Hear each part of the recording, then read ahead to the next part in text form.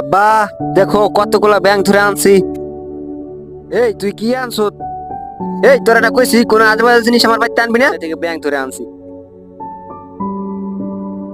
আরে আব্বা, এগুলা তো ব্যাং, কি হইছে? আর কোন সময় এগুলো আনবি না, বুঝছো?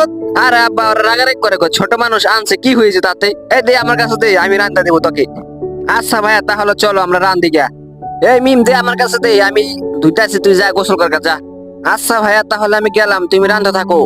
আরে ভাইয়া, তোমার এখন তুই কাটাই হয় না, এটা আমার কাছে দাও, আমি কাটি।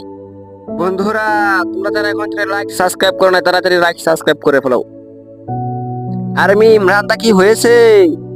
হ্যাঁ ভাইয়া, রান্না হয়ে গেছে, তুমি টেবিলে বসো, আমি নিয়ে আসতেছি। এই দেখো আব্বু, আমি কত সুন্দর করে দেয়া নিয়ে আইছি।